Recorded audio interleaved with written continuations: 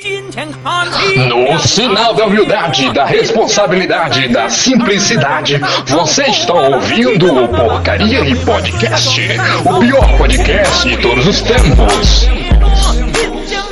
Fala aí, galera, tudo bem? Aqui é o Aquana Jones e esse aqui é mais um Porcaria e Podcast. Cara, hoje é um Porcaria Podcast diferenciado pra todo mundo que vai ouvir aí. Vai ser um Porcaria Podcast de história. Sim, aí você vai ficar se perguntando como que um monte de moleque ignorante e burro vai falar sobre história. Exatamente, eu também não sei, mas a gente chamou aqui professores de história não, né? Um professor de história e um cara que gosta muito de estudar, uma pessoa extremamente estudiosa, pra falar sobre um assunto que todo mundo já falou, só que nós falando é diferente, tá ligado? É outro nível, tá? Aqui comigo nesse lado maravilhoso aqui, aliado, está o Matheus, negão lindo, maravilhoso. E aí, gente, beleza?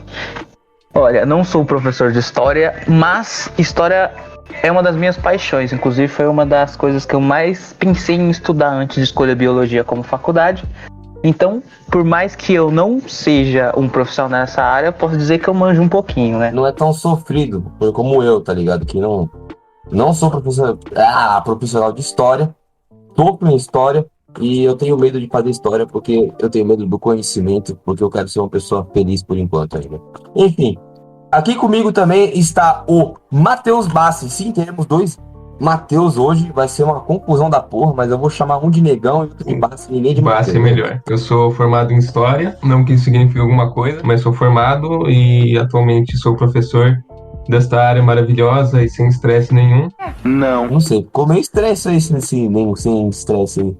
Não, com certeza, sem estresse nenhum. E História, assim, é minha paixão desde que eu me conheço por gente. E, tem aquela página do Facebook lá que é a campanha soviética do Call of Duty 2 me transformou em comunista. E eu posso dizer que sim, é verdade, isso aconteceu realmente. Não é muito triste virar comunista quanto Call of Duty? Não, cara, é uma honra, porque a Activision, ela é uma plataforma doutrinadora, ideológica, que só pensa em alienar as pessoas.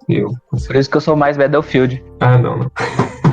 Eu gosto de Battlefield pra caralho também, então pega. Eu prefiro Medal of Honor, né, mas... Caralho, Medal of Honor é muito bom, mano. Aliás, melhores jogos de Aí eu Segunda concordo Guerra. contigo. Medal of Honor é muito bom. Mas aquela campanhazinha do Call of Duty 2, meu amigo. Mas enfim, não vamos falar de Call of Duty, porque aqui a gente não tem que provar mais que é mais virgem do que já é. Então, vamos se resguardar um pouquinho, tá? E eu queria entrar num assunto aqui, vamos entrar no primeiro tópico desse episódio de história, porque vai ser um episódio meio tenso, porque eu vou ficar com medo de fazer piada pesada, mas tudo bem, se rolar, rolou. E eu queria entender com vocês aqui, o que causou o lado nazista? O que aconteceu com a Alemanha para chegar no ponto que rolou nos anos 40, para ficar aquela coisa? Na verdade, não deve nem ter começado nos anos 40 e eu devo ter falado bosta, mas eu quero saber com vocês. Comecinho ali. A declaração de guerra de fato foi em 39, mano. Que foi quando Hitler invadiu a Polônia e aí a França e os britânicos declararam guerra. Foi em 39 que começou a guerra de fato. Mas antes já tinha toda essa treta com o nazismo na Alemanha, etc. O que é interessante a gente pensar, né, é na própria formação, não só do Hitler como nazismo, mas também do Mussolini como fascismo, porque o fascismo ele vai ser uma ideologia que surge ali no início do século XX, que ela aglutina esses fatores ideológicos e doutrinários que o nazismo ele vai adotar depois. Então, quando o Mussolini ele cria ali em 1919 o partido Fascio, né? Fascio são os raios e tem aquela um machadinho com vários pauzinhos do lado que não lembro o nome, não sei se é Fascio, alguma coisa assim. Torres Gêmeas. Basicamente isso. Mas enfim, quando o Mussolini surge com aquilo dali, com o fascismo, de fato, né? Ele vai começar a adotar algumas medidas nacionalistas, né?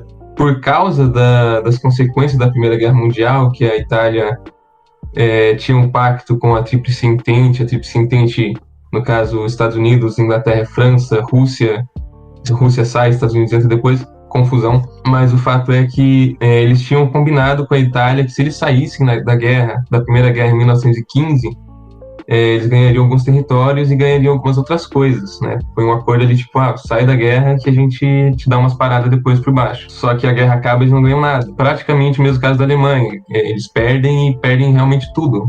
Tem que pagar indenização, tem que reduzir exército, redução da frota marinha, cessão... Pra caralho. É basicamente isso. O Império Alemão acabou por total nessa época. O Império Alemão já era. Teve hiperinflação. Isso. E a gente tem ali basicamente a destruição da Tríplice Aliança, né? Que era a Itália, composto por Itália, Império Austro-Húngaro e Império Alemão. E no caso, o Império Alemão. A Itália nem existia de fato ainda, não tinha sido unificada totalmente.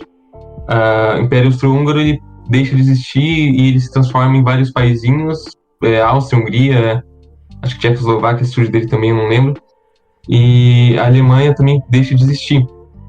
Mas quando eles sofrem com essas consequências, né, da guerra, principalmente no Hitler e no Mussolini, eles vão conseguir direcionar esse ódio deles, o Hitler com a questão judaica e o Mussolini mais com uma questão marxista, eles vão conseguir direcionar esse ódio deles para esses lados. Então, quando você vai ler lá o livrinho da doutrina do Benito Mussolini, ele vai falar, porque o fascismo ele é uma ideologia, ele é uma filosofia do homem heróico, né? Então você tem que viver a sua vida heróica. Não importa se você tem bens, se você é rico, se você é pobre, você tem que viver de uma maneira heróica. É nesse ponto, inclusive, que tanto Mussolini quanto Hitler eles batem no marxismo, porque o marxismo ele tem ele vai ter aquela ideia naquele momento de igualdade material também. Quando o Mussolini ele vê isso aí, ele olha e fala basicamente, o ser humano ele é muito mais que material, ele tem a sua parte pessoal, ele tem a sua parte individual, e ele não está sendo contemplado dentro desses meios aqui. E é por isso que a gente descarta, a gente tem uma repulsa ao marxismo nesse momento. E ele vai começar a guiar esse pensamento ali dentro da Itália nesse sentido. É legal a gente pensar também que na Itália, nesse momento, os partidos mais conservadores eles perdiam o seu lugar. Os partidos liberais, que eram poucos também, eles estavam perdendo na concorrência. E surgiam muitos partidos comunistas, socialistas, marxistas e... Porque o povo provavelmente na época ele era muito pobre, cara. E querendo ou não, o comunismo ele tem uma força... Quando a gente... Ele tem uma oratória muito grande. A palavra do comunismo é muito forte, né? As ideias... Quando a gente pensa naquele contexto, e ainda mais na população desempregada que existia, né? Porque a guerra... ela não só traz a morte, como ela também traz o desemprego. Então, a maioria das empresas que existiam na Itália, na Alemanha, elas começam a fechar. Você tem uma grande quantidade de desempregados. Se não me engano, na Alemanha, nos anos 30, no começo dos anos 30, já tinha uns 10 milhões de desempregados. Então, cara, é muita coisa. E quando você começa a surgir com aqueles sindicatos ali na Itália, na Alemanha também, e você começa a dar esse papel mais primordial assim para essa classe operária, para essa classe camponesa, etc., logicamente eles vão começar a se agrupar em torno desses sindicatos, e esses sindicatos eles vão se tornar mais tarde os partidos comunistas que você vai ter tanto na Alemanha quanto na Itália. Então, tanto Hitler como Mussolini, eles tinham uma visão de que eles tinham uma missão quase divina, assim, de parar o marxismo, e você tem uma ideia clara disso dentro do Mein Kampf e do texto doutrinário que o Mussolini faz, que eu não lembro o nome, eu acho que é só o que é fascismo, alguma coisa assim, mas enquanto Hitler, ele culpa os judeus, e ele vai falar que existe um judeu internacional e um judeu marxista internacional, o Mussolini ele vai culpar basicamente só o marxismo, e também vai ter um sentimento antiliberal que vai circuncidar eles também. Basicamente, eles vão ver a Primeira Guerra Mundial como uma consequência do liberalismo naquele momento. Isso é muito interessante também, porque a gente começa a ver como que forma o pensamento de todo mundo naquele momento. O que a Primeira Guerra trouxe de eco para chegar na Segunda Guerra? Eu acho que por causa de... Antes... Vocês fazem falar... antes eu gostaria de ressaltar uns pontos que eu acho bem legal de deixar marcado, é que por mais... A Primeira Guerra, por exemplo, ela foi o grande motivo dela foi o expansionismo. Eram vários impérios querendo expandir. A ascensão tanto do fascismo quanto do nazismo também ainda mantinha essa ideia de expansionismo total. Inclusive, um dos discursos mais pregados pelo próprio Mussolini era justamente de recuperar a glória do Império Romano que a Itália tinha antes. Acho muito legal ressaltar esse ponto. Só para responder o que o Havaiana falou, basicamente, voltando mais para trás também, né, a Primeira Guerra Mundial ela é uma causa ali do expansionismo na África e na Ásia, e também dentro da própria Europa, na questão dos Balcãs. E ela tem um conceito que a gente volta lá para um dos ideólogos do militarismo de Napoleão Bonaparte, que eu não vou lembrar o nome dele aqui agora, mas é que ele vai trazer a questão da guerra total.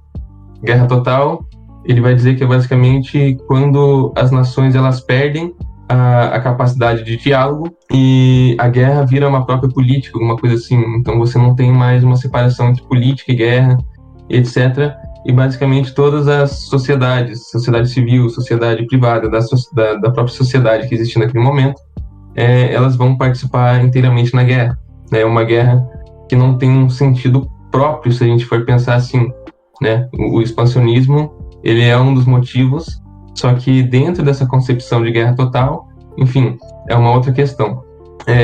Mas quando a gente vai ali para o nacionalismo que vai surgindo, é muito interessante isso que o Matheus falou, que eles vão olhar para o passado e eles vão idealizar o passado. É basicamente isso que o nacionalismo ele prega.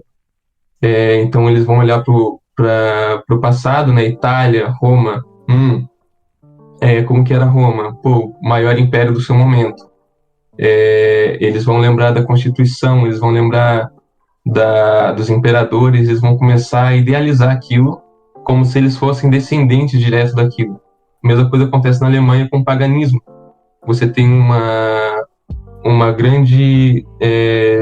grande culto que vai começar a se ter ali nas imagens, na iconografia pagã. Então eles vão pegar a imagem de Odin, eles vão pegar a imagem de símbolos nórdicos, eles vão começar a usar os próprios nomes nórdicos dentro das divisões, principalmente da SS. Você vai ter os vikings, você vai ter enfim, não vou lembrar o nome de todos agora, mas de fato a gente já conseguiu elencar aqui o antimarxismo, o antiliberalismo e o nacionalismo junto com o expansionismo, que eles vão ser assim os motores chaves da Segunda Guerra Mundial, basicamente. Foda-se Marx e os caralho, e é isso que meio que comoveu. Vai pra casa do cacete judeu, né? Resumindo tudo isso aí, eu entendi isso pra ver como eu sou burro, mas enfim, não tô brincando, claramente não foi isso. Então o que meio que é o motor de tudo isso seria viver na nostalgia e querer, acender uma chama que nunca, na verdade, foi extremamente diferente no passado, né? Deve ter sido isso. Os caras é doido, cara. Acontece até hoje, mas tudo bem. Sim, e exatamente. Tem uma coisa também que eu gostaria de falar, pra fechar mais com essa questão do eixo. É a questão, por exemplo, você pode pegar também essa noção nacionalista no Japão. O Império Japonês, ele também foi muito, muito voltado a essa questão de expansionismo e também nacionalismo. Você tem uma ideia, 8 anos antes do início da guerra, o Japão invadiu a China na invasão da Manchúria. Isso foi em 31, a guerra começou em 39.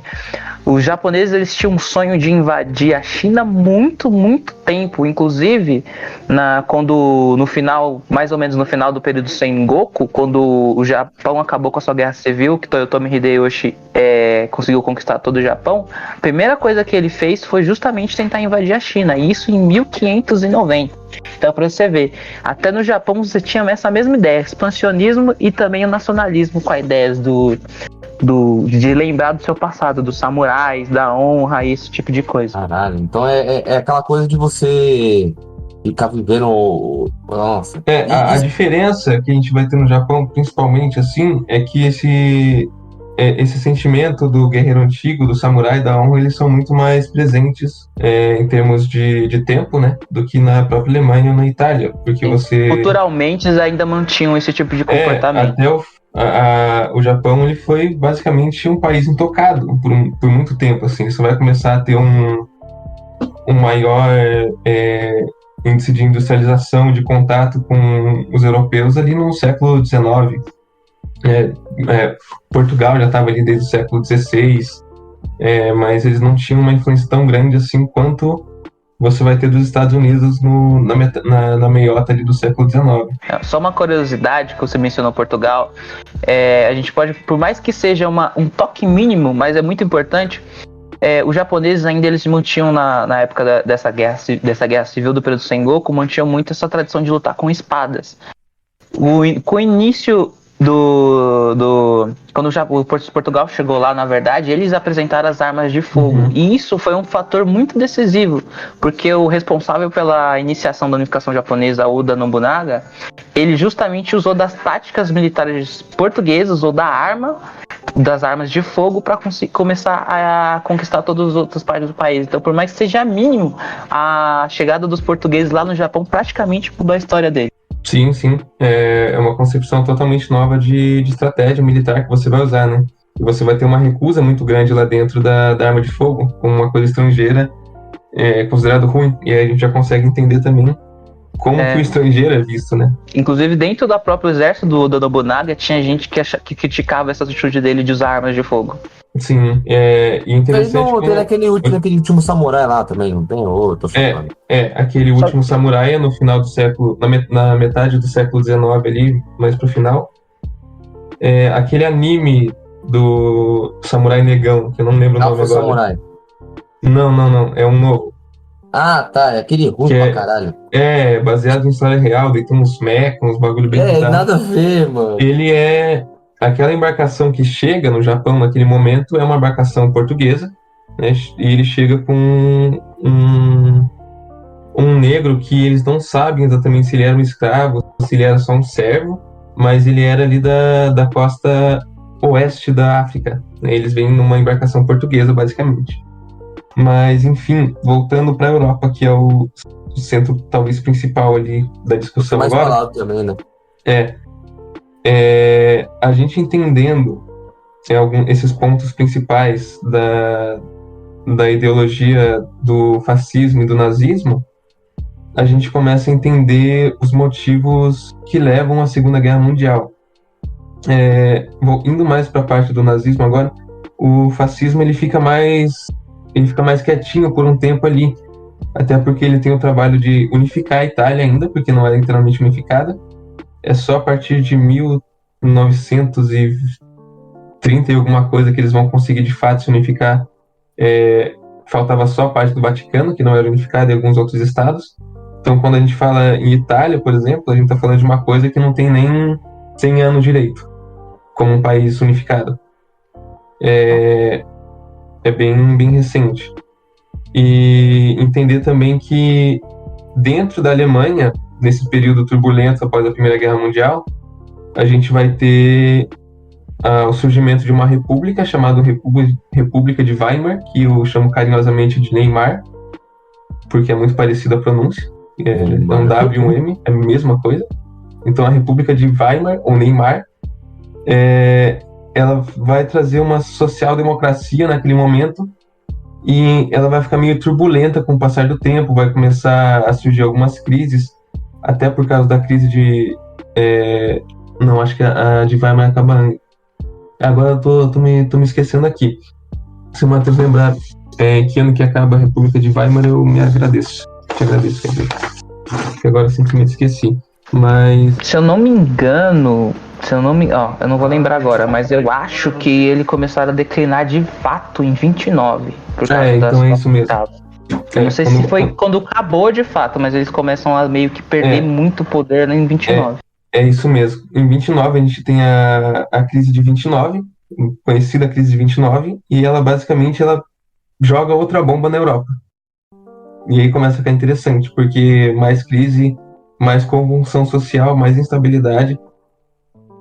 E é um momento ali que o Hitler começa a surgir também.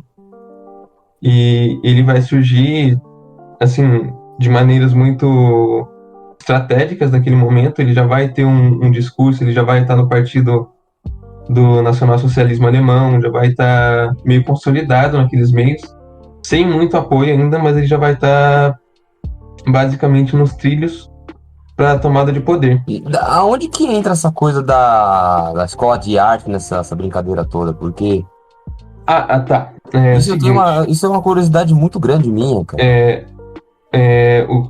uma coisa interessante sobre o antissemitismo, né? Porque o antissemitismo ele tem suas raízes basicamente na Idade Média. De fato, assim, como uma coisa grande. Quando o Hitler ele nasce ali em Braunau, na Áustria, ele vai viver numa sociedade, em uma cidade, basicamente, em que mais de 50% das pessoas eram de ascendência judaica. E ele vai ver isso como um certo tipo de soberba, porque ele vai falar, eles são judeus e eu sou realmente um alemão, eu sou um austríaco de fato. E ao mesmo tempo ele vai ter uma certa repulsa, porque o país dele está sendo tomado por pessoas que não são daquela nacionalidade. Ele vai para a guerra, para a Primeira Guerra Mundial, ele leva um tiro na bunda. Dizem que talvez ele perca as bolas lá, mas eu acho que isso é antes. Não tenho certeza. Será? É monobola. E durante esse período que ele volta, ele tenta fazer algumas coisas relacionadas à arte, ele faz alguns cartões postais, ele tenta participar. Eu não lembro agora, talvez seja antes da guerra, inclusive, mas quando ele tenta entrar na universidade, né, a gente já está surgindo com um certo tipo de modernismo dentro das artes. E a arte que Hitler faz, ela é muito... assim, eu vou falar ruim, mas para pessoas leigas ela não é ruim. Eu não sou um artista, quando eu olho para ela eu falo, uau, que bonito. Mas quando você vai analisar ela tecnicamente, ela não tem, assim, uma coisa que faça você entrar na maior universidade de artes da Europa, basicamente, né, que é as Belas Artes de Viena. Então Os ele traços dele é muito também genérico, eu diria.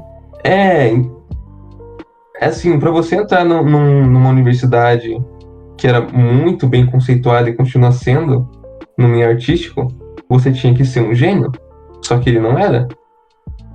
E muita dessa revolta surge por essa recusa, né? Porque ele vai ver muitas pessoas, muitos judeus, estrangeiros participando dessa universidade, ao mesmo tempo que ele é recusado e ele se sente ofendido, ao mesmo tempo que ele fala, esse modernismo que está sendo colocado hoje em dia vai começar a falar mal da arte e vai começar a se impor, né? Falar, minha arte é melhor.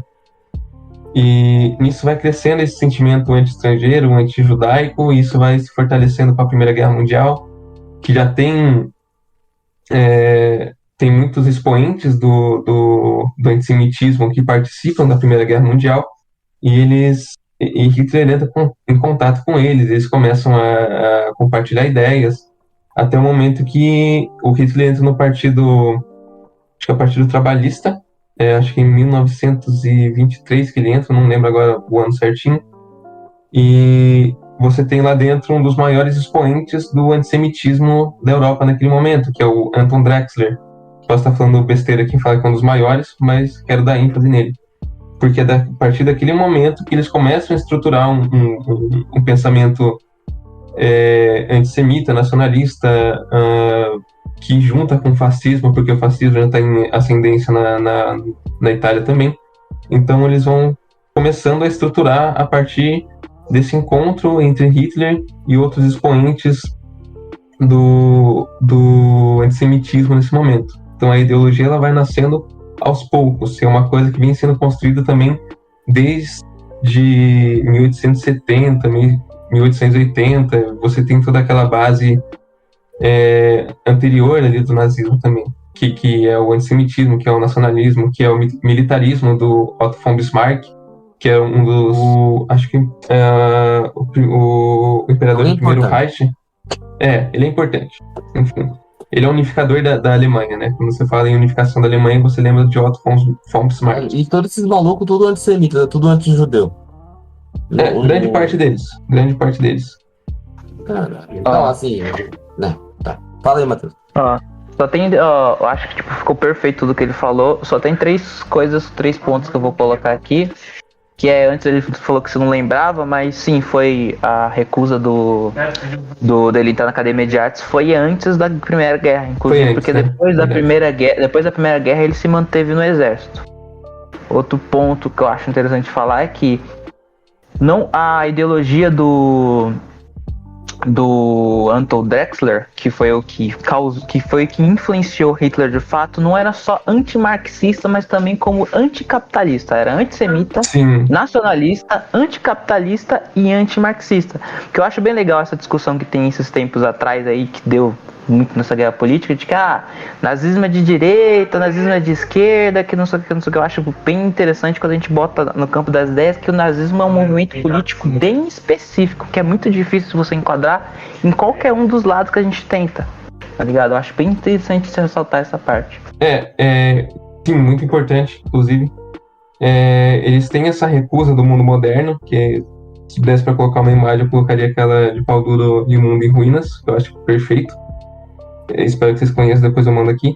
Mas eles têm essa recusa no mundo moderno, então eles recusam tanto o capitalismo quanto o liberalismo, que se a gente for pensar naquele momento, ele é praticamente um sinônimo, posso estar errado, mas eles têm essa ideia.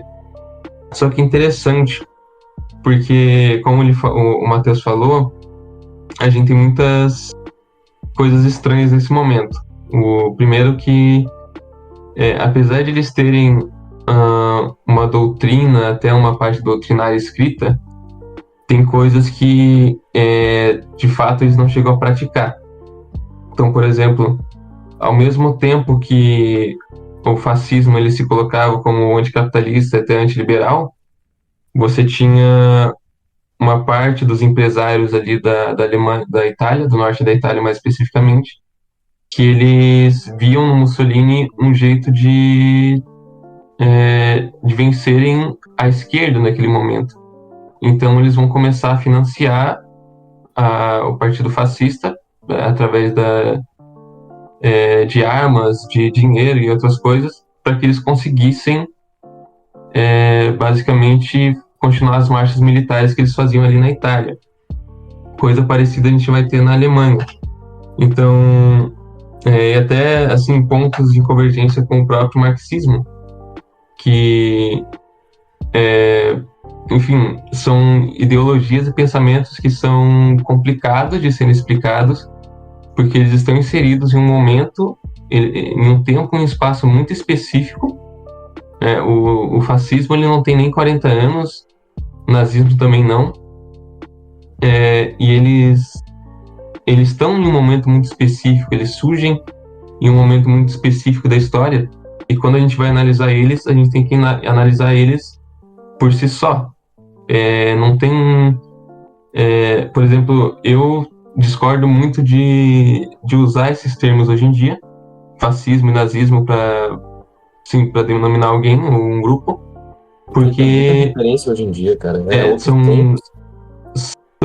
O nazismo e o fascismo eles são muito específicos naquele momento. Eles são criações do tempos deles, né? E fora... Foi, né, criado, foi uma gestação do tempo ali que rolou no momento específico que aconteceu para ter aquilo, para ter aquela ideologia, para ter aquele pensamento. Exatamente. E, claro, você ainda tem células neonazistas hoje em dia, por mais bizarro que seja, inclusive cheio de pardo nesses negócios aí. Não faz nem sentido essa porra. Não faz sentido. E eles estão desconexos da própria ideologia do nazismo, porque, enfim, não é a mesma coisa, né? O cara com a voa da bandeira nazista nos Estados Unidos, não faz sentido. Não faz. Sendo que a porra do país dele lutou com os aliados, contra esses filhos da puta, tá ligado? Aí a gente tem outros pontos, naquele próprio momento ali da Segunda Guerra Mundial, tanto na Rússia quanto na Inglaterra, na França, na Alemanha, a gente já vai ter o surgimento de partidos pré-nazistas, assim. Alguns vão ser nazistas já, outros vão começar a aparecer com o tempo. E outros já vão aparecer para apoiar mesmo. A gente vai ter um exército inteiro russo naquele momento que eles vão apoiar a derrubada de Stalin. Então, só pra falar sobre o comentário do João, que o João, você falou assim, que nos Estados Unidos eles apoiam o nazismo mesmo os Estados Unidos ter lutado contra o nazismo. Eu acho legal da gente pensar que, por mais que o nazismo fosse um movimento completamente ridículo, muitos países aliados não lutou contra ele por ser um movimento ruim, mas por interesse. O próprio Estados Unidos demorou muito para entrar na guerra. O próprio Estados Unidos demorou demais para entrar na guerra. A Rússia mesmo só atacou a Alemanha depois que o Hitler quebrou o pacto de não agressão entre eles. Então, tipo assim, por mais que a gente pense, eles lutaram contra, foi mais por questão de interesse do que de certo ou errado. Boa parte da política de guerra, em qualquer tipo de guerra que você tem no mundo, a história do mundo é mais questão de interesse do que bem ou mal, tá ligado? É importante entender que esse negócio de bem ou mal não existe, assim, uma perspectiva histórica, e ninguém tá nem aí também. Se o cara tá fazendo porcaria, ele tá mais preocupado em defender seus interesses, né? Mas o João falou que já vai chegar lá, então vou dar uma esperada. Vamos segurar. Agora vamos falar sobre os aliados. O que nutriu o lado aliado da Segunda Guerra? O que aconteceu? É claro, o Matheus já entrou numa questão assim que na maioria deles foi interesse. E aí eu queria entender qual foi o maior país assim que tipo entrou nessa porra com interesse. E por que os Estados Unidos, é claro, mas enfim. Só voltando um pouco. Quando a gente tem a ascensão do nazismo e quando ele toma o poder como chanceler e depois como o presidente, eu não lembro qual que é o título agora, mas eu vou falar presidente da Alemanha, ele faz isso através de votos, etc e tal. Basicamente, ele vai começar a sua política de expansão já, e ele vai deixar bem claro que para você tornar a Alemanha forte, você precisa tornar a Alemanha autossustentável. Então, eles vão tomar algumas políticas econômicas protecionistas. Eles vão, que no caso, para quem não sabe o que é, basicamente você tentar impulsionar as suas indústrias internas, deixando com que criando monopólios e criando tarifações para a indústria de fora, para que seria mais difícil de... tô confundindo tudo aqui agora, mas é que eu tô com sono já. Mas enfim, protecionismo. Quando eles começam a adotar essas políticas, então, de autossustentabilidade, eles têm que resolver um dos problemas principais, que é o problema de comida, de alimentação. Pensando em questões de alimentação, eles pensam o seguinte: a Alemanha não é um território grande, ela não tem um grande território para plantio. O que a gente faz? E nesse momento eles pensam na expansão. Então a gente vai expandir para o leste, e aí a gente já começa com aquelas teorias raciais do século XIX. Você tem o Arthur Gobineau, você tem próprio Cesare Lombroso, que é de criminal, e eles vão pensar ali uma pirâmide racial mesmo. Então no topo da pirâmide você tem os brancos, no meio você tem os asiáticos e embaixo você tem os pretos. Então é basicamente branco, amarelo e preto. Hitler tem uma concepção parecida, só que a dele você adiciona judeus e ciganos, eslavos e basicamente todo mundo do leste europeu.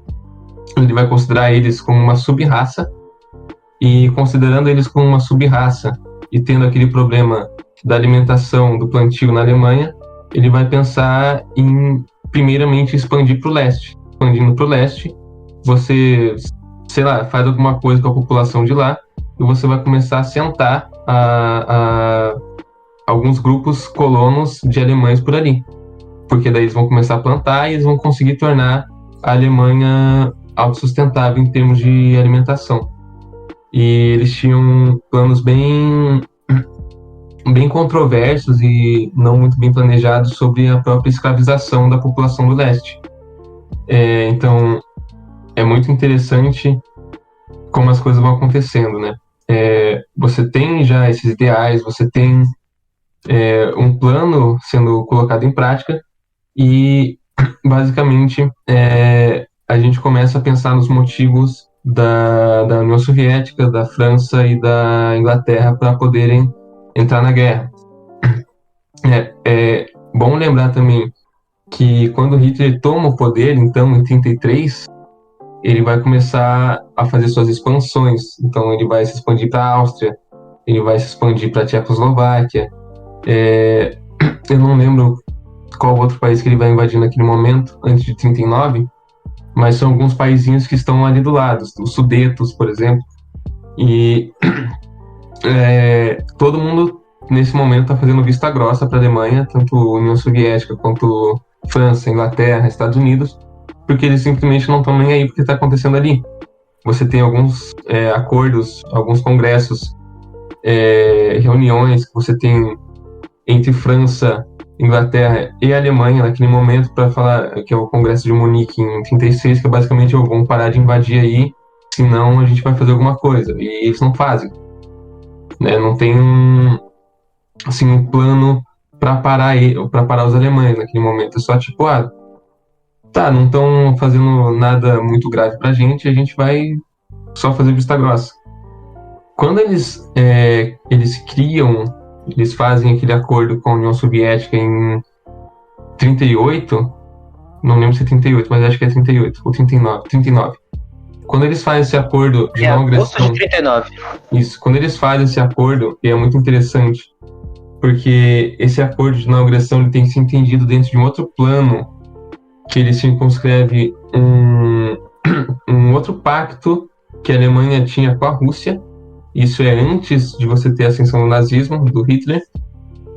Basicamente 1928, mais ou menos, que eles fazem esse pacto, que era um pacto de ajuda mútua para os dois países crescerem mais ou menos juntos. Então, quando você tem esse pacto de não agressão em 1939, ele traz um pouco dessa antiga aliança, entre aspas, entre esses dois países,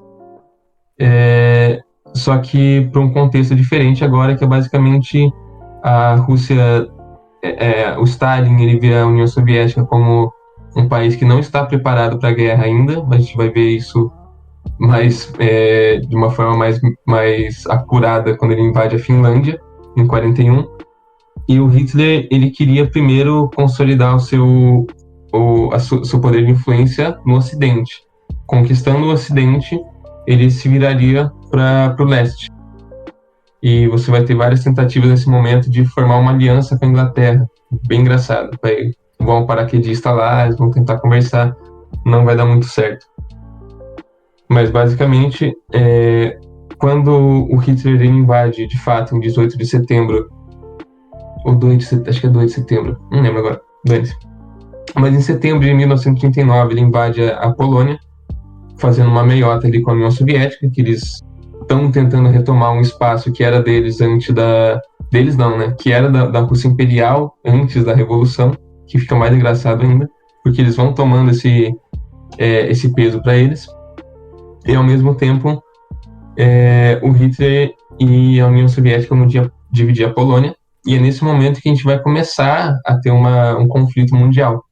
Porque ao invadir a Polônia, a França e a Inglaterra, que eram aliados da Polônia, eles declaram guerra ao Hitler, e o Hitler já tinha um sistema de alianças prontos também, que tinha o Japão e a Itália, e é basicamente nesse momento que a gente inicia a guerra. Então, o motivo do início da guerra, né, para os aliados é basicamente a ajuda de um aliado. Né? A União Soviética entra em 41, depois que o pacto de não agressão ele é quebrado, você tem a invasão com a Operação Barbarossa, e basicamente nesse momento a gente tem também os Estados Unidos entrando na guerra, porque a sua base naval de Pearl Harbor é atacada. Então, como o Matheus tinha falado mesmo, você não tem assim, um motivo humanitário, um motivo, nossa, que lindo esse pessoal se unindo para derrotar um monstro. Basicamente, fui atacado, vou entrar na guerra. Ô, Matheus, você aí, qual é a sua visão sobre isso? O que você poderia né, colocar pra gente aqui saber. Olha, tipo assim, tudo que ele falou foi perfeito, tá ligado? Então eu só vou colocar algumas coisas que, tipo, ele deixou de falar, mas que, tipo assim, que eu acho bem legal e interessante falar.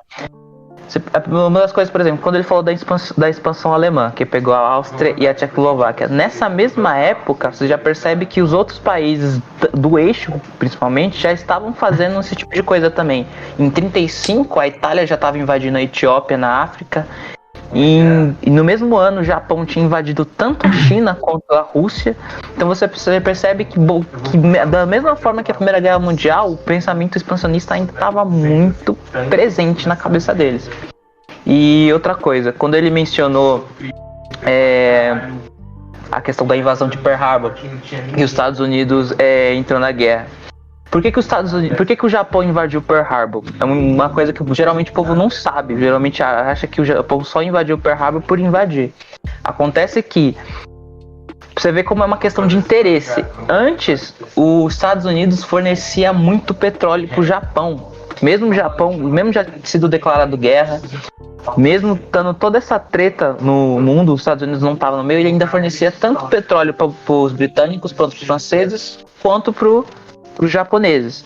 Acontece que o Japão, ele faz o quê? Ele faz meio que um cerco na Indochina e impede os Estados Unidos de enviar esses suprimentos para os países asiáticos que eram aliados, tipo China, essas coisas. E o que acontece? Por causa disso, os Estados Unidos então falam assim, se a gente não pode enviar para eles, também não vai enviar para vocês japoneses. Aí por isso que os japoneses decidem atacar Pearl Harbor, justamente porque os Estados Unidos param de enviar principalmente o combustível, o petróleo, que era o principal mercadoria, vamos dizer assim, que os Estados Unidos justamente enviava para o Japão. Aí é por causa disso que acontece que os Estados Unidos entram na guerra de fato. Interesse, porra! É interessante também essa questão de Pearl Harbor, né? Porque ela é um negócio muito louco, né? Você tem ali no meio do Pacífico, do Oceano Pacífico, uma ilha, o Havaí, e a partir dela você consegue realizar ataques tanto na Ásia quanto na América do Sul, América Central e América do Norte. Então, um ponto estratégico poderoso. É a primeira coisa que a gente pensa. Porque é um lugar que você vai passar para abastecer, é um lugar que você vai passar para deixar soldado, pegar soldado, sim, tudo que a gente pode imaginar. Ao mesmo tempo, o Japão estava em guerra com a União Soviética nesse momento. Acho que até hoje eles não declararam paz, se não me engano. Se declararam foi recentemente, isso é muito engraçado. Mas eles viam os Estados Unidos como um possível fornecedor de suprimentos para a União Soviética, que vai se tornar depois também, através daquele posto avançado do Havaí. E um dos outros motivos também tem essa questão dessa tentativa de barrar aquele forte, aquele ponto estratégico ali no meio e tomar para eles, né? Porque se eles conseguissem tomar Pearl Harbor, eles conseguiriam interceptar qualquer outro tipo de ataque que viria pelo lado do Pacífico. Então eles conseguiriam encurtar a frente deles. É muito mais fácil você barrar um ataque que está vindo pelo mar, por exemplo, do que você evitar um ataque que está dentro está no coração ali do seu país, né? Quando eles começam a avançar ali por Okinawa, quando eles entram na ilha principal do Japão, aí os caras já vê que realmente a gente está na merda, né? Mas se eles tivessem conseguido, e aí é uma suposição que a gente, enfim, não dá para prever isso, porque não aconteceu, mas se eles tomassem Pearl Harbor, provavelmente eles conseguiriam vencer os Estados Unidos naquele espaço. Vencendo os Estados Unidos naquele espaço, a Rússia ficaria sem suprimentos, porque não teria mais uma base um lugar de onde lançar os suprimentos. E a Rússia perdendo esses suprimentos, ou eles perderiam, porque o Tratado Lend-Lease, que é o tratado de apoio através de suprimentos, de borracha, de caminhões, de tanques, de aviões, que os Estados Unidos mandavam para a União Soviética. Eu esqueci o que eu estava falando, mas se eles não tivessem mandado esses equipamentos, se eles não tivessem ajudado, eles poderiam ter perdido ou poderiam ter, sei lá, prolongado a guerra em alguns anos. Então aquele ponto de Pearl Harbor ele era muito importante, era um ponto estratégico. Era um ponto estratégico que poderia ajudar os inimigos do Japão, poderia ajudar os inimigos da Alemanha, e ninguém queria isso nesse momento também. Muito importante. Caralho, mano. Eu queria só saber uma coisa assim, sabe? Sem falar de Segunda Guerra, literalmente. Ô, Matheus, velho.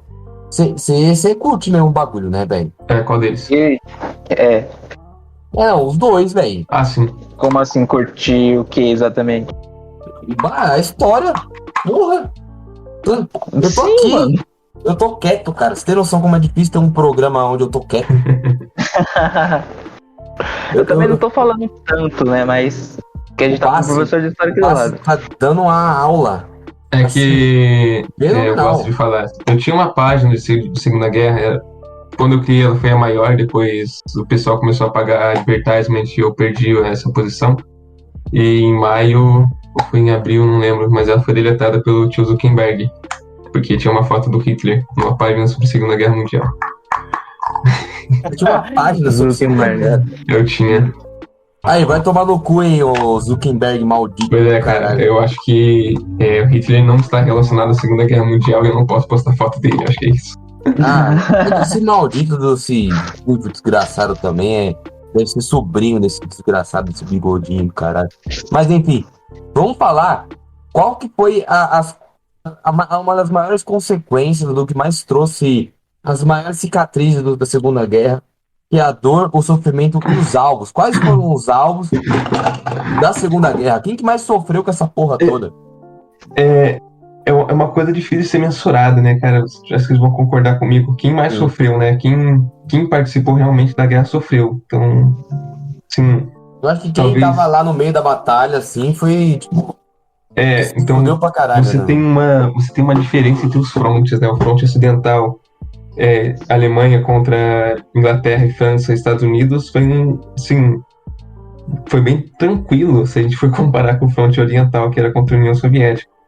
Se você pegar pra ver o cerco a Leningrado e a batalha de Stalingrado, você percebe que realmente sofreram o pessoal. Lá foi complicado.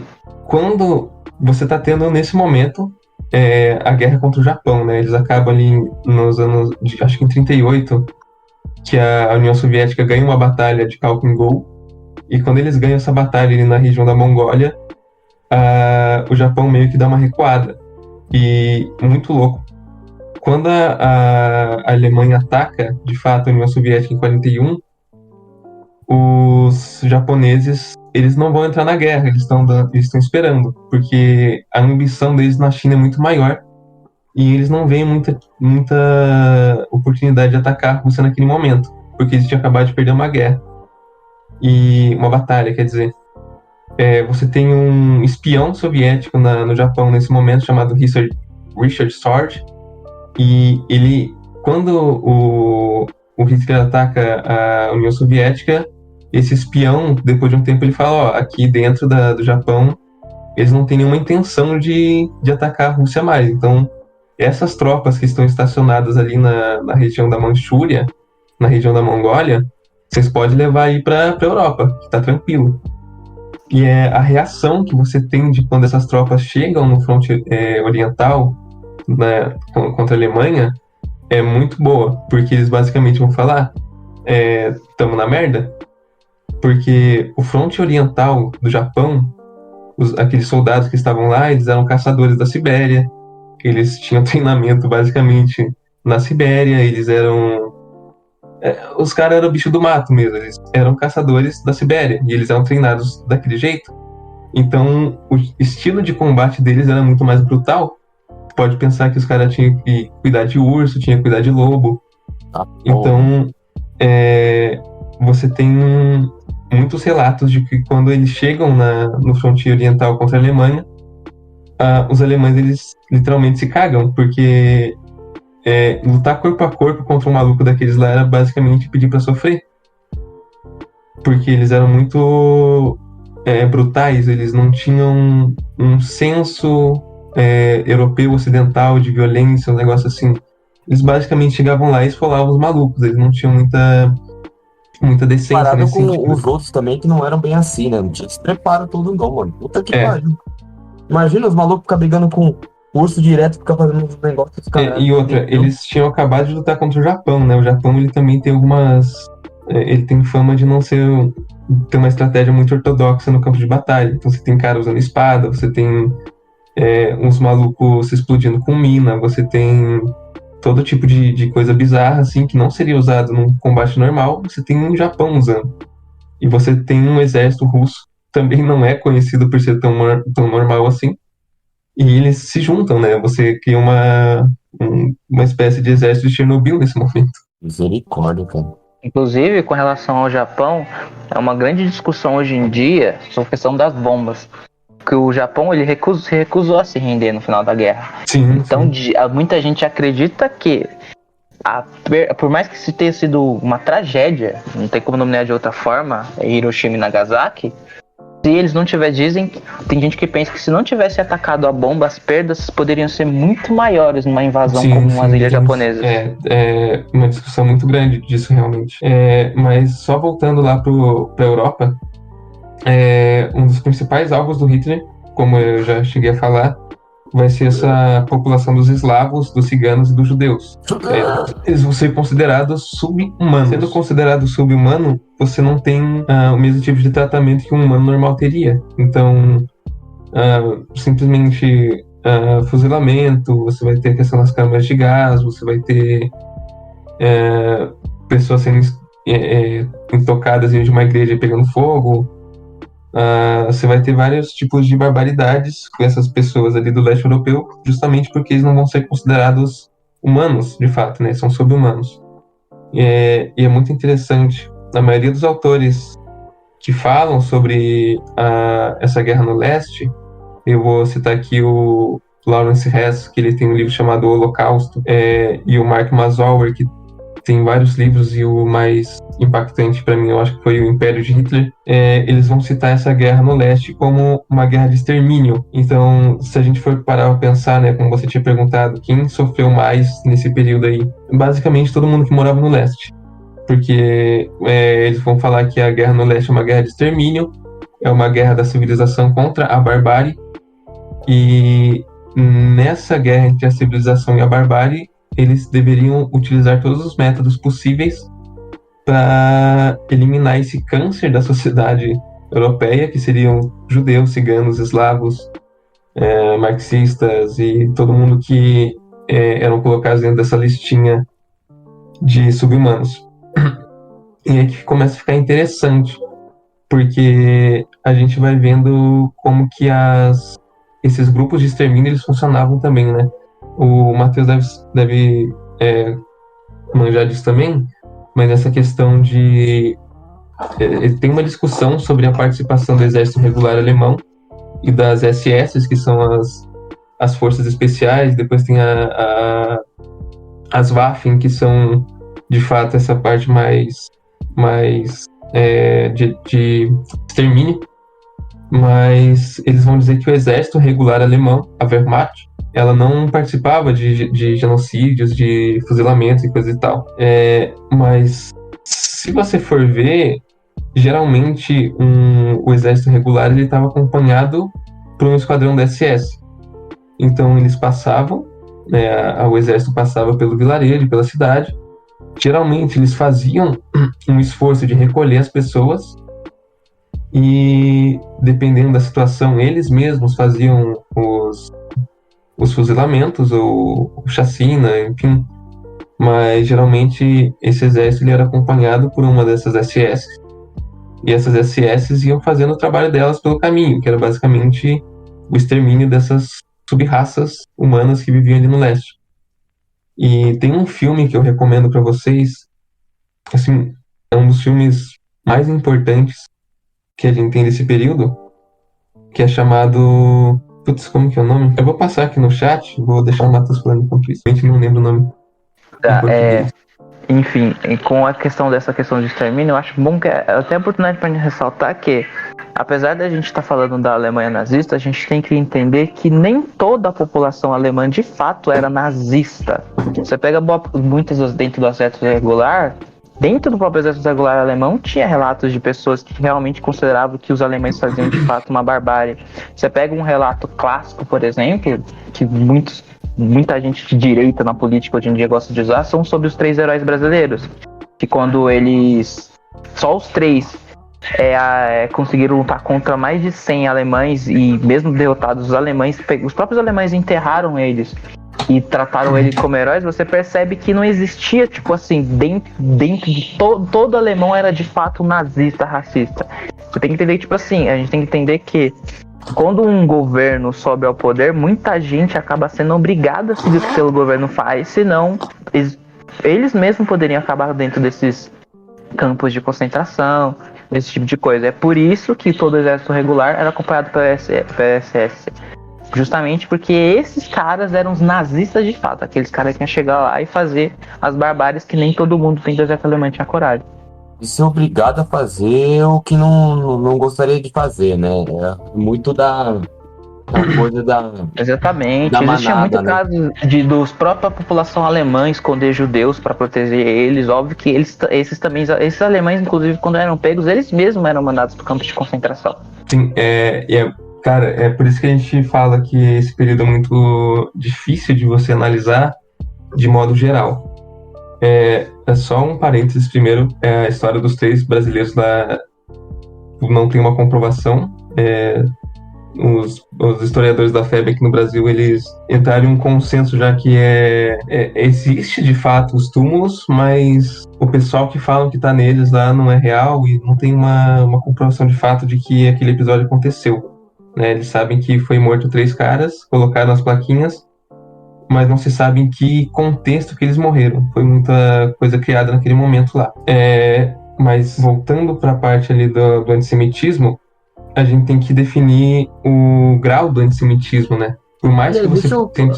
fazer uma pergunta já, assim, que eu tenho uma dúvida muito grande. O nazismo, ele não tinha autorização para religião ou tinha? Você podia ser uma pessoa religiosa? Ele tinha, poderia, mas essa religião não poderia ir contra a doutrina do Estado. Tá. Então você vai ter instituições religiosas, inclusive a própria Igreja Católica, que vai fazer um tratado com Mussolini e com Hitler. Nem todas vão continuar existindo, nem todas as igrejas, muitos padres vão ser mandados para campos de concentração, mas as religiões, elas eram permitidas, ao passo que elas não fossem contra o governo. Então, se eles ficassem quietinhos, beleza. Não tinha... O sapo não tem essa, né? E é aí que começa a ficar muito bizarro, porque, como o Matheus falou, nem todo alemão era antissemita, nem todo alemão era nazista. Mas a gente tem que definir os graus de antissemitismo. Dizem que quando eles começam a fechar as lojas de judeus, você não tem nenhum tipo de reclamação, né? As pessoas até gostam, e assim, de uma maneira generalizada mesmo. Mas quando eles começam a humilhar judeu em público, colocar estrela, bater neles sem motivo nenhum, algumas pessoas, mesmo que sendo antissemitas, elas começam a reclamar. Elas falam, a gente sabe que judeu é assim, uma pessoa ruim, mas a gente não quer esse tipo de violência aqui na nossa cidade também. Então eles eram meio que ok, mas ao mesmo tempo não eram ok. Tem um padre famoso, eu não lembro o primeiro nome dele, alguma coisa Bonhoeffer. Eu não lembro se ele é padre católico, acho que é protestante, acho que é luterano. Ele vai ser preso, ele vai contestar um pouco o regime nazista, só que ele só vai contestar a partir do momento em que existe uma ameaça de fato ao trabalho dele, à religião luterana, ao protestantismo. Enquanto eles mexiam com os judeus, você não tem uma reclamação tão forte da parte dele. Porque não tava batendo no rabo dos malucos, né? Diferente, você vai ter É interessante até colocar que antes mesmo, bem antes, só para deixar bem claro que na Idade Média, por exemplo, os judeus eram praticamente cidadãos de segunda classe, tanto do lado muçulmano quanto da Europa cristã. você tinha muita caça aos judeus, tanto dos dois lados. Então, esse pensamento antissemita era presente dentro da Igreja Católica da Idade Média em alguns lugares, inclusive. Sim, a gente vê aí que a história, ela não ela tem uma longa duração, né? Alguns tipos de mentalidades persistem. Inclusive, fazendo propaganda de um podcast meu que eu fiz ano passado, e acabou já porque eu fiquei com preguiça de fazer mais, mas a gente falava justamente sobre a Idade Média e peste, judeus e bruxas. Depois eu passo no meio também, que eu não quero fazer Aliás, propaganda agora também. você que tá ouvindo aí, galera que tá ouvindo aí, quem quiser episódios mais sobre história, quer ouvir coisa assim do nossos garotinhos aqui, Matheus, aqui falando sobre as coisas, por favor, comentem aí nos comentários, tanto do YouTube, tanto do Instagram, quando for a postagem. Mas enfim, você vai ter um livro chamado História do Medo do Ocidente, do historiador francês Jean Delumeau. E ele vai falar dos judeus, né? Tem um capítulo só dos judeus, então como que o judeu era visto, como que eles tratavam eles, é muito engraçado, porque surgia peste em algumas cidades e eles culpavam o judeu. Então, peste negra, culpa do judeu, basicamente.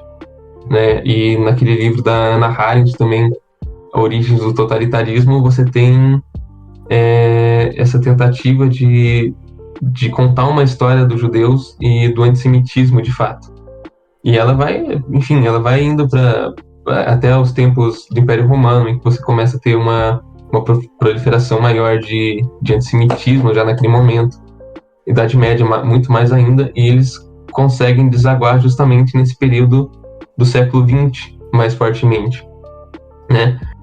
Outra coisa interessante, a perseguição de judeus, ela começa na Rússia imperial ainda, com Nicolau II, com esqueci o nome do cara que morre em 1861, mas você tem o chamado pogrom, né, que é essa perseguição de judeus, e ele começa na Rússia imperial, ali em 1800 bolinha.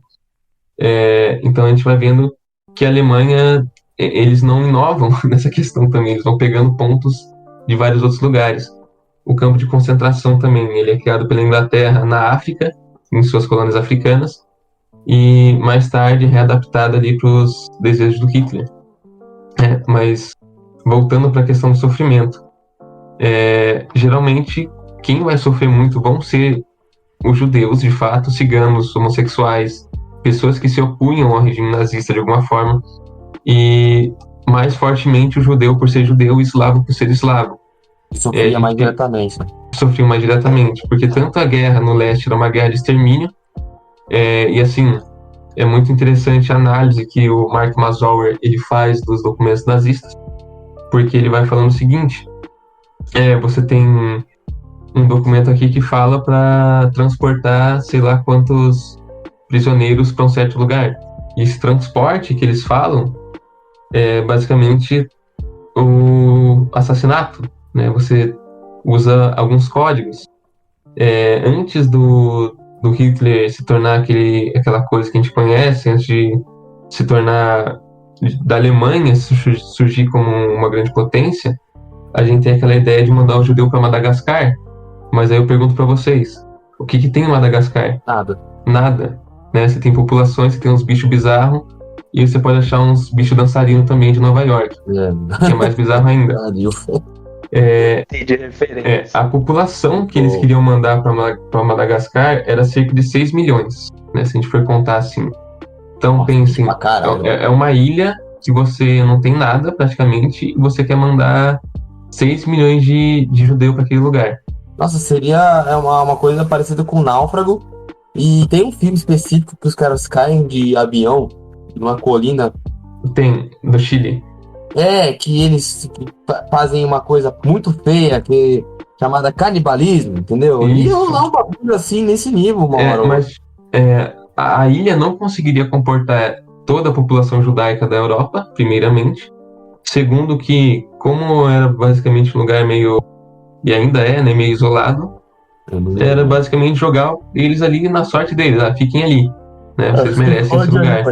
Então, já conversei com muito neonazista, infelizmente, e eles vêm com essa conversa, né, o plano original era mandar para Madagascar, não era matar. Mas se você mandar toda a população judaica para Madagascar, eles vão morrer, bicho. Você não tem uma Fosse chance extermínio grande de de uma sobreviver. maneira assim, então de qualquer jeito eles iam morrer pro saco, tá ligado? Então, Mas tipo... peraí, eu queria entender. Com que neonazista você conversou, velho? Oi? Com que neonazista você andou conversando, velho? Eu conheço bastante. Você é do sul, né? Não faz sentido. Aqui você vira a esquina e tem 3 te olhando. Puta que pariu, velho. Eu nunca cheguei de fato a conversar com neonazista, cara. Isso é bizarro. Mas Não é uma experiência tão boa. não, deve ser algo, sei lá, bizarro, esquisito. Mas, Sim. assim, na questão do extermínio, né? Então, você vai... os nazistas iam criando campos de concentração, eles iam... e esses campos de concentração, eles são interessantes porque, ao mesmo tempo que eles são de extermínio, eles começam a utilizar o trabalho escravo lá dentro, porque sem esse trabalho escravo, eles percebem que a Alemanha não conseguiria se sustentar na guerra, então eles recorrem ao trabalho escravo para isso, e ao mesmo tempo que eles começam a pegar judeus de outras nacionalidades, então a França manda um pouquinho, a Holanda manda um pouquinho, a Itália manda um pouquinho, só que eles mandam assim, tipo, a gente não quer mandar nossos civis para você, né, mas já que você tá obrigando a gente, te manda. E, por exemplo, vai para Berlim aqueles considerados mais puros. Então você tem trabalhadores italianos em Berlim, eles são considerados mais arianos, eles são considerados mais puros, só que ao mesmo tempo a população berlinense, eles olham com desprezo para esse pessoal. Tipo, a gente tá trabalhando um lado do outro, mas você é inferior e é isso aí. Vai que vai. E é muito interessante. Eu falo que é tudo interessante, né? Porque tudo me fascina nesse conteúdo, nessa área da história. Porque é um negócio muito específico e ele dura muito pouco tempo, né? O nazismo ele não tem nem 20 anos direito. O fascismo também. A Segunda Guerra basicamente é o afloramento e a cadência desses regimes. E eles conseguem deixar uma marca muito, muito forte, né? Ainda mais essa questão de sofrimento. Quando a gente pega relatos tanto de... A gente tem a Anne Frank, a gente tem como que é o nome? Primo Levi, a gente tem muitos relatos de pessoas que passaram por esses campos de concentração e que, assim, a gente vê que os caras não fizeram nada para estar lá, né? Eles simplesmente faziam parte de uma... Eles faziam parte de um grupo, né, considerado racialmente inferior, e a gente entra aqui numa questão bem interessante, né, do que da concepção de raça, porque a raça naquele momento era muito forte, a eugenia, né, o melhoramento da raça era muito forte aqui no Brasil. Monteiro Lobato, Monteiro Lobato, não sei se vocês sabem, mas o cara mandou carta para Ku Klux Klan, né? Eu não sabia disso aí. Ele faz parte da sociedade eugênica do Brasil, que ele quer, tipo, vamos reduzir a população de pardo, vamos embranquecer o Brasil, e ao mesmo tempo ele manda mensagem e troca umas cartinhas com a Ku Klux Klan, é muito bizarro. E é nesse momento também que a gente está tendo na Alemanha o eugenismo, né? Essa tentativa da ciência de melhorar racialmente uma pessoa. E tanto na Alemanha quanto no Japão, e o Matheus talvez queira falar mais desses experimentos científicos no Japão, mas assim, tentar trocar a cor do olho da pessoa com corante, fazer troca de braço, fazer troca de órgãos, e tudo isso vai servindo para a medicina atual, né? Isso que é interessante. E no Japão você tem um negócio mais brutal ainda, que eu vou deixar o Matheus falar, que eu acho que ele quer, da unidade, acho que é 737, alguma coisa assim. Só uma coisa que eu vou falar que agora ele mencionou, achei bem legal, que é uma coisa que eu lembrei aqui muito tempo atrás. No primeiro ano, na escola que eu estudava, a gente tinha uma coisa chamada tribunal. O que acontecia? A gente pegava na aula de filosofia, né? A gente pegava vários... pedófilo lá, né? Pode crer. Esse mesmo. A gente pegava vários temas e a gente discutia, fazia um debate, fazia vários grupos diferentes, a gente fazia um debate. E no primeiro ano que eu entrei na escola, o primeiro tema que eu debati e a gente ficou de defender foi justamente o uso dos resultados dos experimentos nazistas na Segunda Guerra. Ligado? E eu acho bem legal que, tipo assim, que por mais que são coisas horríveis que aconteciam. Era até legal de mencionar que eu acho muito engraçado que muitos alemães buscavam, sei lá, tinha histórias de alemães querendo usar tecnologia alienígena. Uhum. Então, tipo assim, eles faziam experimentos bizarros, tentar, tipo, inclusive separação de gêmeos siameses, se eu não me engano, boa Sim. parte da evolução da cirurgia que a gente tem hoje, de conseguir separar de fato os gêmeos siameses, veio justamente dos cientistas nazistas da época. Inclusive, se eu não me engano, o Matheus vai me corrigir se eu estiver errado, muitos cientistas nazistas acabaram sendo perdoados depois pelos Estados Unidos ao apresentar esses resultados, tá ligado? Não só pelos Estados Unidos, mas você tem uma fuga de cérebros, não chega a ser uma fuga, né, mas um rapto. Então você tem a Operação Paperclip, você tem o Projeto Manhattan, você tem uma operação soviética também para trazer esses cientistas, e é muito engraçado, porque a maioria dos cientistas que fizeram aqueles foguetes V2, que fizeram esterilização forçada em massa, que trabalharam ali na ciência do regime nazista, eles também vão trabalhar para a NASA, eu não lembro o nome da Força Aérea Soviética, mas vão trabalhar para a Força Aérea Soviética também. E, enfim, é aquele negócio que a gente falou no começo lá, né? É um período muito complicado, é um período que eles realmente, não existe uma ética, uma moral assim que está guiando eles. Eles estão fazendo o que eles estão fazendo por interesse. Então você não tem aquela história de bonzinho e de malvado, por exemplo, que a gente tem essa noção da história, geralmente porque uma pessoa perde e outra ganha. Então que ela perdeu, então ela vai ser pintada como malvado. Então a gente vai começar a criar esse sentimento de moralidade dentro da história, né? Uma coisa que realmente, em alguns momentos a gente pode falar, beleza, existiu, e a gente pode falar em outros, beleza, não existiu. Lutar contra o nazismo, de fato, foi uma coisa boa, só que os motivos que levam eles a fazer isso não é uma questão humanitária, né? Então, eles vão começar a absorver esses cientistas e é muito bizarro, cara, é muito engraçado também. Agora, voltando à questão dos experimentos, a unidade japonesa era 731. 731. Eu não sei se 3731. Eu não sei se é desse experimento específico que você está falando, mas é justamente eles faziam vissecção em pessoas vivas. Eles faziam uma autópsia da pessoa. Eles faziam a autópsia da pessoa enquanto ela estava viva. Ou seja, ele tentava meio que mexer nos órgãos das pessoas enquanto elas estavam vivas, sem anestesia nenhuma. Numa tentativa de, eles queriam compreender como funcionava a doença no corpo da pessoa. Então eles abriam a pessoa sem anestesia nem nada e tentavam fazer o máximo possível enquanto ela estivesse viva. Porque como eles acreditavam, que dessa forma eles iam conseguir ver a doença evoluindo do corpo humano enquanto eles estavam vivos. Da mesma forma que a Alemanha nazista via o leste europeu, o judeu, o cigano, o homossexual, o testemunho de Jeová, e qualquer outro tipo de oposição. O Jeová não é só lá não, viu? O testemunho de Jeová é justamente aquilo lá que eu falei, né? Eles são contra o serviço militar obrigatório, eles são contra a doação de sangue, eles são contra essa participação civil no exército, então eles são perseguidos também nesse período. Mas o que acontece? Do mesmo jeito que eles eram considerados raças inferiores também, mais eslavos, judeus e ciganos, os chineses, japoneses são inferiores também. Então, você tem até um episódio durante a ocupação acho que é de Nanquim, em que você tem uma competição entre dois oficiais japoneses para ver quem corta mais cabeça de chinês com uma espada. Todo mundo vivo, assim, né? Todo mundo correndo e os caras correndo com as katanas atrás dos malucos. Você tem treinamento de baioneta com criança, com pessoas vivas. Então, sei lá, quero treinar aqui estocada com baioneta, bota um chinês vivo ali, pega um prisioneiro. Quero treinar tiro ao alvo, bota um chinês correndo. Então eles têm um modus operandi muito mais agressivo, muito mais violento do que os próprios nazistas tinham, né? A gente esquece isso às vezes. E essa unidade 731, tem até um filme dela que é perturbador.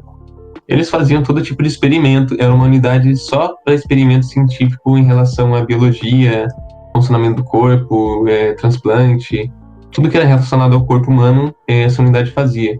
Então você vai ter pessoas sendo colocadas com rato, tortura, mas ao mesmo tempo uma tortura científica. Assim, Parece parecida no aquele filme, eu não sei se vocês curtem filme de arte marcial. Eu gosto, aquele Ip Man lá, que é do mestre do... É nesse momento que tá se passando o Ip Man.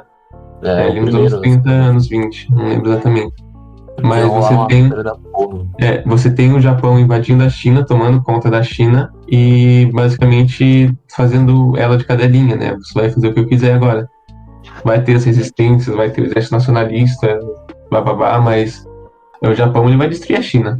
Inclusive, eu acho legal de falar, tipo assim, no Japão ainda existe, não tem tipo assim, um racismo generalizado, mas você percebe que até hoje em dia tem muita proteção cultural, entre aspas, proteção cultural. É a questão do estrangeiro, né? Você tem uma identidade nacional e o estrangeiro, ele seria uma ameaça a isso, então eles Exatamente, são quando eu questão. fazia aulas de Kinjutsu, por exemplo, que é a arte da espada samurai, por mais que a gente aprendesse justamente lutar como samurai, as regras do Bushido, a gente inclusive tinha aulas de japonês dentro disso. Para eles, por mais que a gente aprendesse, a gente nunca poderia ser chamado de samurai na vida.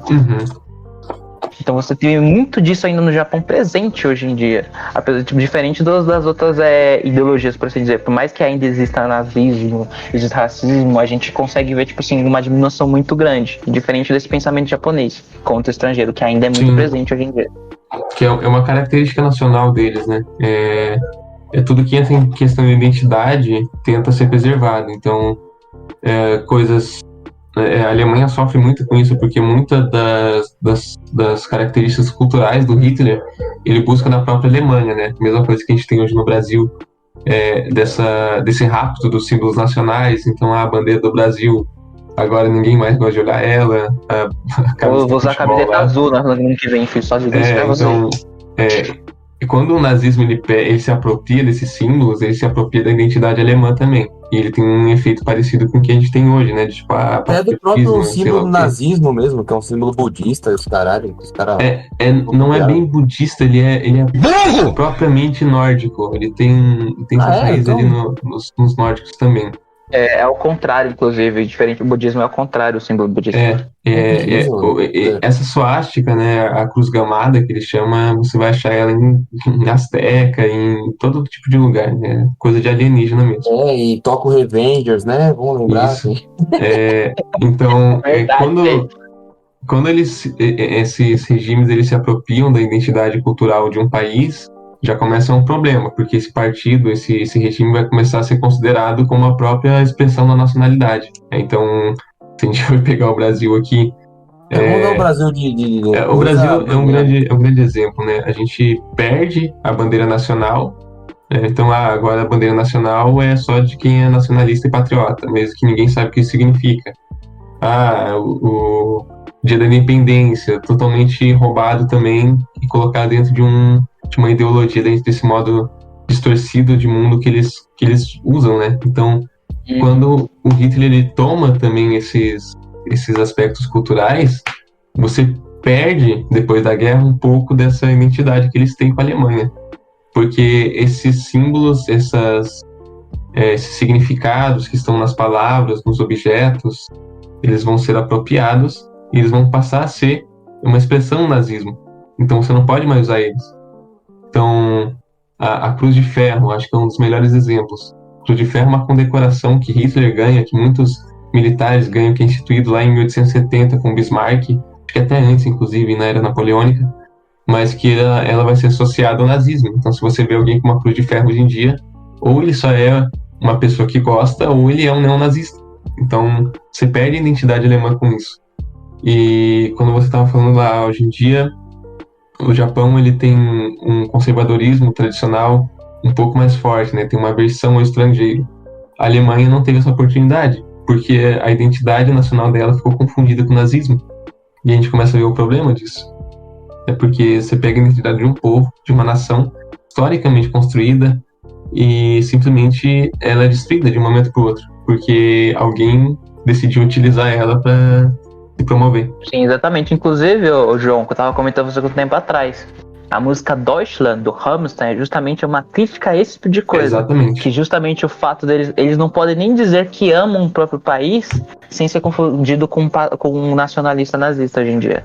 Os próprios alemães têm medo de dizer que amam a Alemanha por causa desse tipo de coisa. De não querer ser associado. Acontece Exatamente. isso algo parecido hoje no Brasil, na questão social.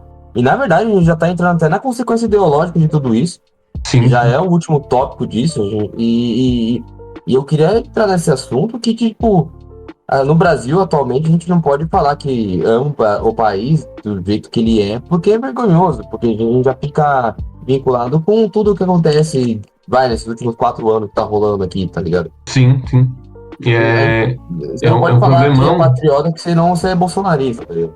É um problemão, né? Porque você tem a confusão de conceitos, você tem a desvirtuação deles para um uso ideológico específico. Então, sei lá, algumas questões, inclusive, de posicionamento político, né? Você vai falar de posse de arma, por exemplo. Você tem uma parte dos partidos que meio que adotou isso como algo geral. E, tecnicamente, se você for a favor do porte de armas, você vai ser colocado dentro desse nicho também. Então, sou a favor do porte de armas, então você é de direita.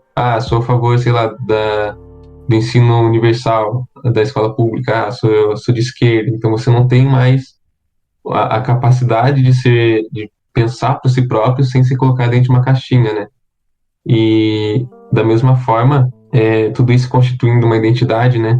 Pegando o que o Stuart Hall fala no livro Identidade e Diferença, a gente vai entendendo como que esses símbolos vão constituindo a nossa identidade, e essa identidade, quando é roubada por algum partido, ou algum grupo, ou qualquer outro tipo de instituição, ele perde o seu significado original e ele passa a fazer parte do significado desse grupo hegemônico que a gente tanto conhece aqui no Brasil, por exemplo. E acabar meio que... Eu tava falando isso com a minha tia hoje, na verdade, né? Que a gente tem a luta de pautas, ela acaba sendo consumida por outras coisas, né? Porque a gente tem uma... Sim.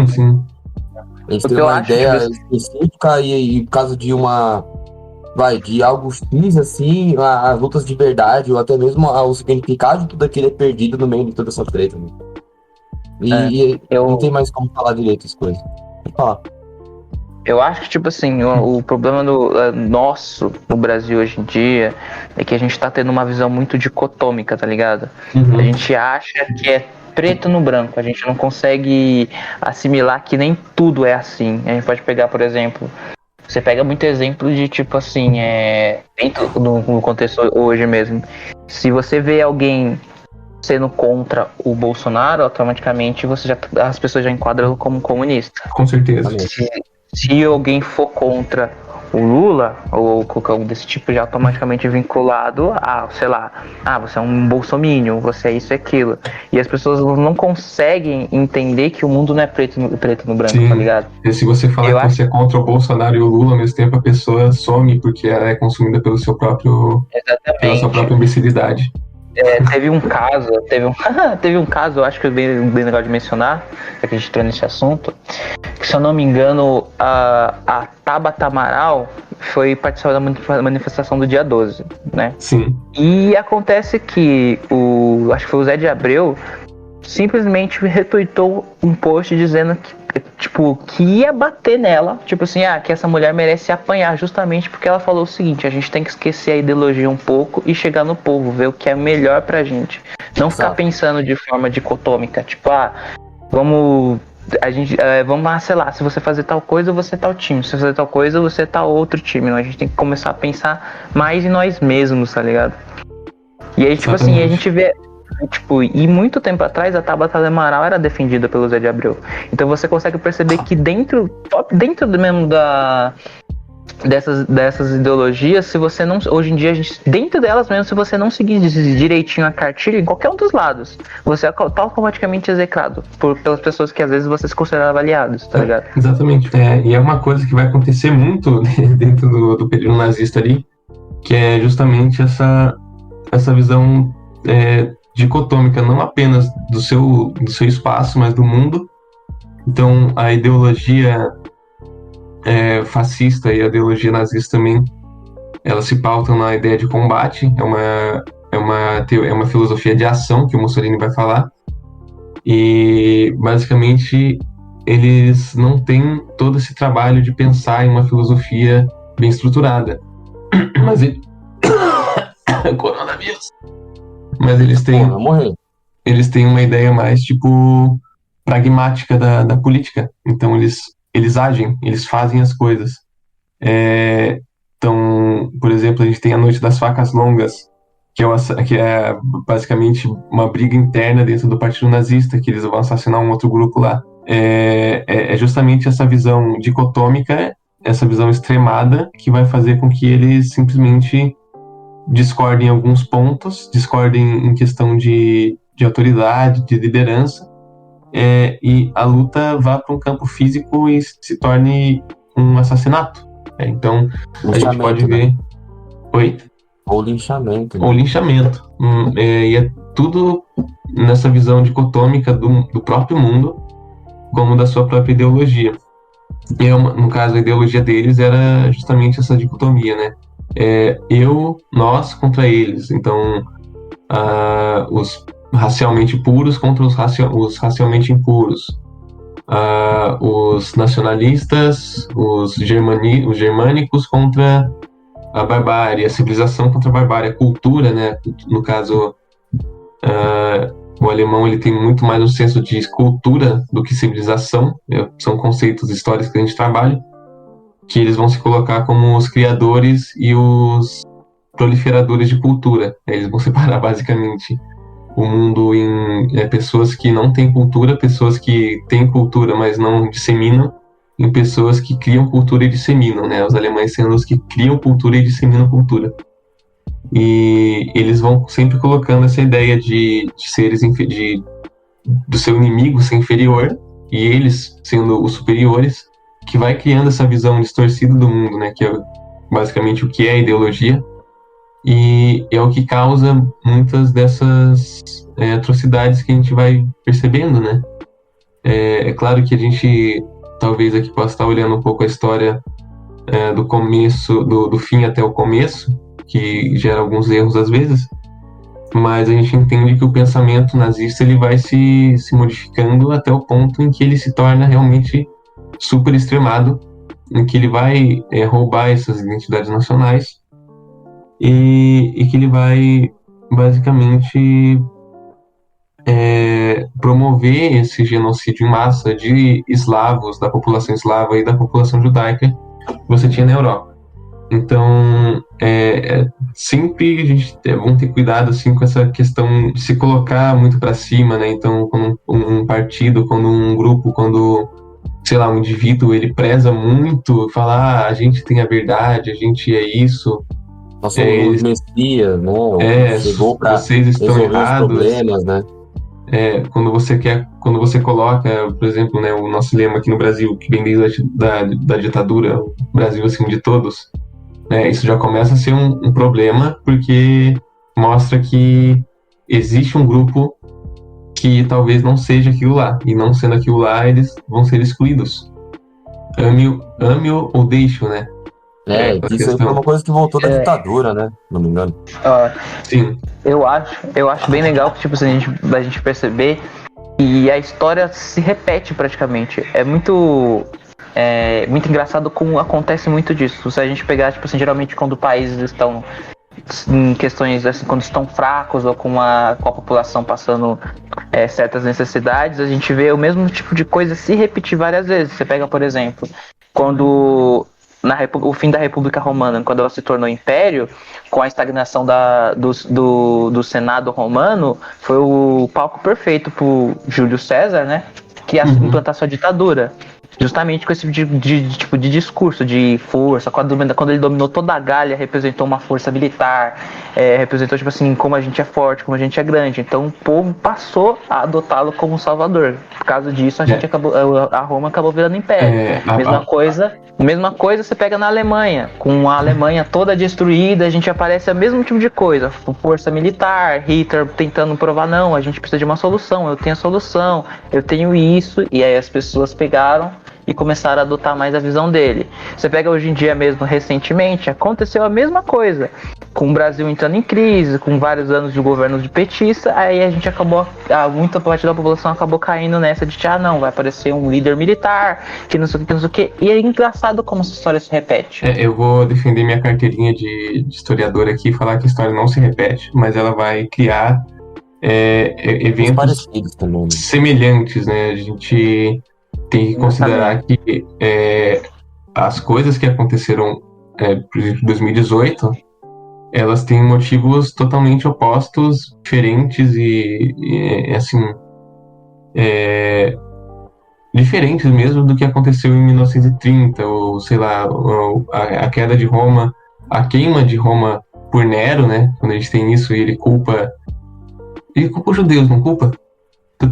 Eu acho que culpa os cristãos, se não me engano, os cristãos. Eles não eram perseguidos cristãos. Muito, muito engraçado, inclusive. Mas eles têm uma intencionalidade totalmente diferente, né? Quando a gente fala se repete ou alguma coisa assim, dá a impressão de que aconteceu a mesma coisa. Igual, né? não como a mesma coisa, mas exatamente o que eu tô falando. Tipo, que no cerne, no básico, que eu acho que eu quero dizer o seguinte, tipo, que quando os países estão passando por certas dificuldades, por mais que sejam dificuldades diferentes, a gente não tem como comparar a situação que a Alemanha elas apresentam características semelhantes. Exatamente, é muito mais fácil, a gente fica muito mais suscetível a acabar caindo em argumentos muito mais intensos, muito mais recuperação de força, e geralmente a gente acaba sempre tomando uma decisão errada nesses aspectos. É isso que eu tô querendo dizer. Eu pensei que você ia falar tomando outra coisa, mas eu entendi. Que é a mesma coisa. Eu cito Heráclito, né, aquele filósofo naturalista grego. Ele diz que o homem ele não entra duas vezes no mesmo rio, que assim que você pisa no rio, você já pisou no passado dele, e assim que você pisar de novo, ele vai ser um outro rio. Então, é isso aí. Caralho, mano, eu vou falar algo pra vocês aqui. Vamos finalizando o episódio já, porque, porra, vai dar umas 2 horas de episódio. Eu tenho que dar aula amanhã. Jesus, eu só queria dizer uma coisa aqui, que minha cabeça, ela tá latejando de tanta informação. O que eu não sabia de Segunda Guerra, eu descobri. Eu sou uma pessoa que eu gosto muito de aprender, então pra mim é ótimo. E eu queria agradecer muito a presença do Matheus, tanto o Matheus Negão aqui, nosso querido Matheus Almeida, tanto o nosso querido Matheus Bassi, professor de história maravilhoso, tocador de flautinha, que eu coloquei no grupo lá que nós a gente tem um grupo meio cancerígeno, mas eu acho que você vai gostar. Eu sou cancerígeno por natureza, já assisto desde os meus 10 anos. A Júlia me disse, aliás, eu acho que o Matheus Almeida não sabe. Matheus, o outro Matheus é primo da Júlia. Você falou pra mim esses dias, ontem no caso.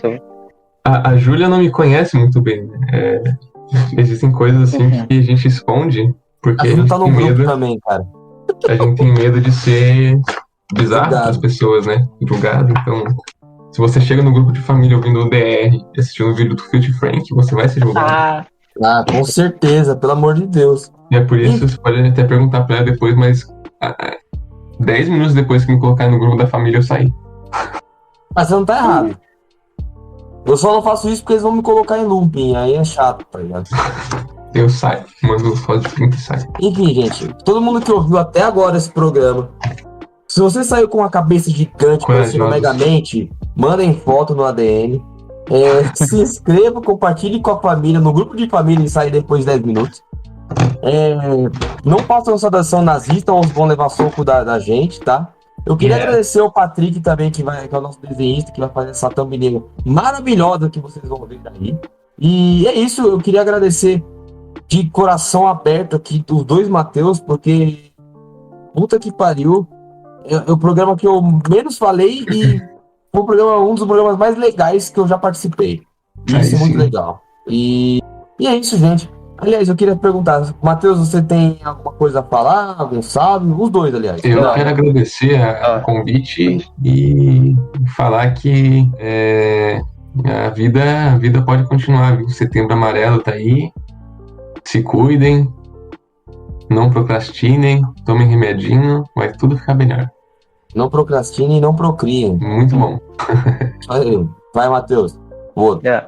Eu só quero falar uma coisa que eu acho muito importante falar. Eu particularmente amo história militar.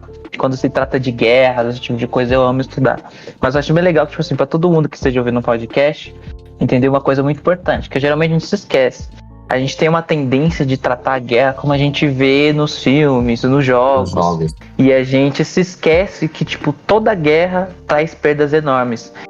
Eu acho que eu mencionei, só uma vez, não sei se o povo vai lembrar, mas a Segunda Guerra Mundial causou a morte de 70 milhões de pessoas. Então, tipo, acho bem legal a gente refletir de como, apesar de a gente achar muito legal ver aqueles guerreiros, aquelas batalhas, tanto os antigos, o Império Romano, como eu que sou fã do período Sengoku japonês, por mais que a gente ache muito da hora pensar da hora esse tipo de coisa, eu acho muito interessante a gente pensar o quanto a guerra é algo ruim, e todo tipo de guerra a gente tem que primeiro considerar uma tragédia. Lembrar que quem tá ali lutando é um ser humano, né? Então, esse ser humano tem uma família, tem um pai, tem uma irmã, tem uma mulher, tem um cara que tá corneando a mulher dele em casa. Tem várias pessoas na sua família, assim, que vão sentir a falta dessa pessoa que morre, que sofre. Como a própria Primeira Guerra mostra, né? Quando eles voltam da guerra, todo mundo volta dilacerado, volta sem braço, volta sem perna. A maioria, tem uma grande parte que volta sem conseguir enxergar também. Tirando o problema psicológico da pessoa também. Exatamente, né? Quando a gente fala desses problemas, assim, a gente vem com o psicológico. Quando você vai analisar as pinturas que surgem ali, principalmente do futurismo, do expressionismo da década de 20, a gente vai ver que a maioria das imagens que vão surgir é de pessoas sem braço, pessoas sem perna, aqueles caras gordão no restaurante, os caras morrendo de fome fora do restaurante, prostituição que estava na Alemanha. A gente tem os livros que surgem da Primeira Guerra Mundial, o Johnny Vai à Guerra, do Dalton Trumbo, o Nada de Novo no Front, do Eric Maria Remarque. O próprio Senhor dos Anéis, Tolkien baseou toda a jornada do Frodo justamente na vivência dele na Primeira Guerra Mundial. Pra quem não sabe, Tolkien lutou na Primeira Guerra, e muitos dos amigos dele, inclusive, foram mortos nela. Então eu já recomendo aqui, de filme, eu acho interessante, porque os filmes, alguns eles conseguem representar uma realidade quase que perfeita, né? O Nada de Novo no Front, acho que dos anos 80, 70, que eles fizeram um remake, ele é sobre a Primeira Guerra Mundial, e ele consegue demonstrar o sentimento, ele consegue levar a guerra mais pro lado humano e mostrar como que era uma guerra sem sentido, os motivos que levam à guerra também. O outro que eu citei ali, o Johnny Vai à Guerra, do Dalton Trumbo, que é um livro também e vira um filme. É um cara que ele é explodido por uma bomba, ele perde os braços e as pernas e o movimento do corpo, ele perde a fala, ele perde a audição, ele perde tudo. E ele só consegue se comunicar através do Morse, que é muito engraçado também. E da Segunda Guerra, cara, um dos melhores filmes eu mandei aqui no chat pro pessoal, que é o Venha e Veja. É um filme russo, soviético, dos anos 80, eu acho. E ele trata justamente desse período, dessa guerra de extermínio. Então o produtor do filme, a vila dele é queimada durante a Segunda Guerra, e isso torna tudo mais real, porque ele viveu aquilo. Tem a cena da igreja que eles botam um monte de maluco dentro da igreja, botam fogo. Tem a parte da... Cara, é um filme horroroso. Ele é pesado. Eu recomendo que veja. É muito pesado. É isso, gente. Eu queria agradecer. Mandem esse episódio pra todo mundo. E é isso. Eu vou editar isso aqui que nem um maluco. Beijo na bunda de todos e é nóis.